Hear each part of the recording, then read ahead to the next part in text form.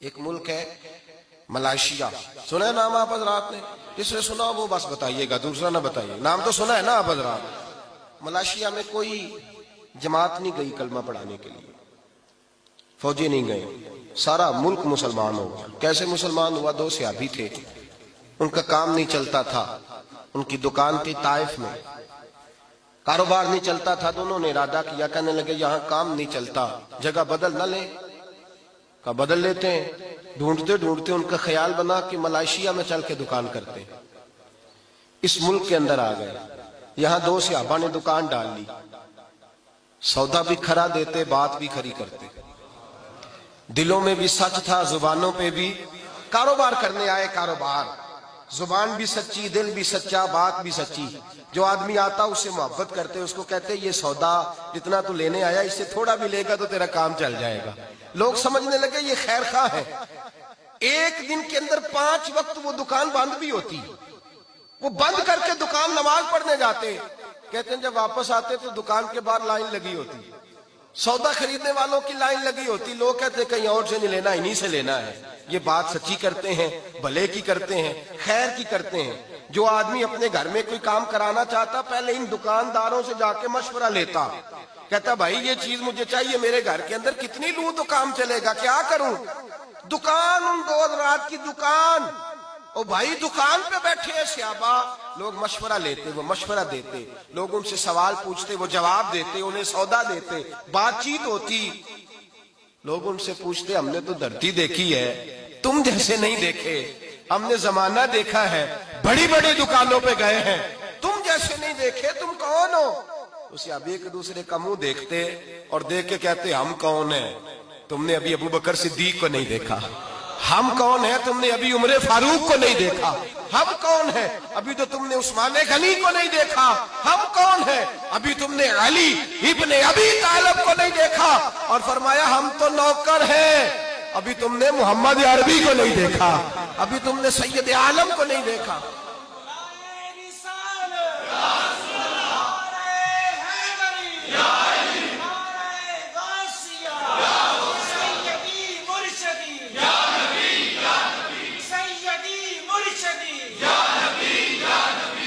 کہتے ابھی تم نے دیکھا ہی کہاں ہے، ابھی ہم نے ہمارے محبوب کو دیکھا نہیں۔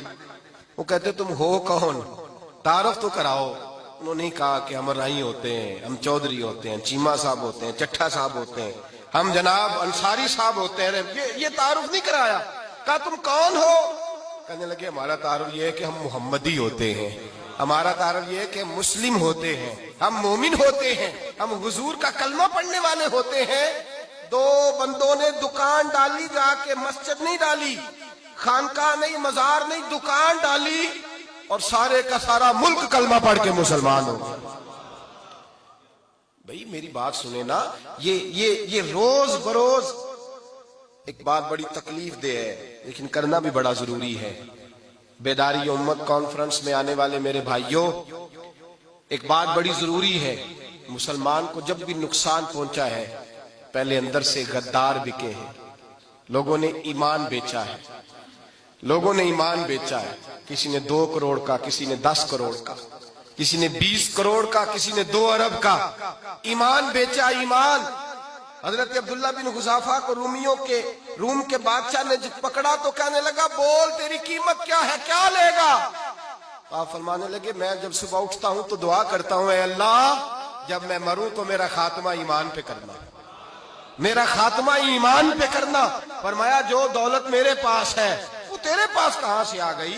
میں ایماندار ہوں، یہ سب سے بڑی دولت ہے۔ میرے بھائی یاد رکھیں، سب سے پہلی بات یہ ہے بحیثیت مسلمان، بحیثیت مومن، بحیثیت ایک رسول اللہ کے غلام کے، ہمیں اپنے خیالات کے اندر، سوچوں کے اندر، ہمیں اپنے مزاج کے اندر ایک دوسرے کے ساتھ ہمیں تھوڑا سا نرمی پیدا کرنی پڑے گی، ہمیں پورے طور پر اپنی تربیت کرنا ہوگی۔ ہم اپنے وعدے کو نبھا کریں، ہم جس ذمہ داری پہ ہمیں بٹھایا گیا ہے ہم اس ذمہ داری کا پاس اور لحاظ کریں، ہم احساس پیدا کریں کہ ہمارے کردار و عمل سے کوئی دور ہو رہا ہے یا قریب ہو رہا ہے۔ اقبال کہتے ہیں کوئی کارواں سے ٹوٹا، کوئی بدگماں حرم سے، کہ میرے کارواں میں نہیں خوب دل نوازی۔ کہا کوئی ایسا ہے ہی نہیں، کوئی ہے ہی نہیں جو پورا پیار کرے، اس لیے لوگ ٹوٹ جاتے ہیں کہ ہمارے مزاجوں میں تلخی ہے.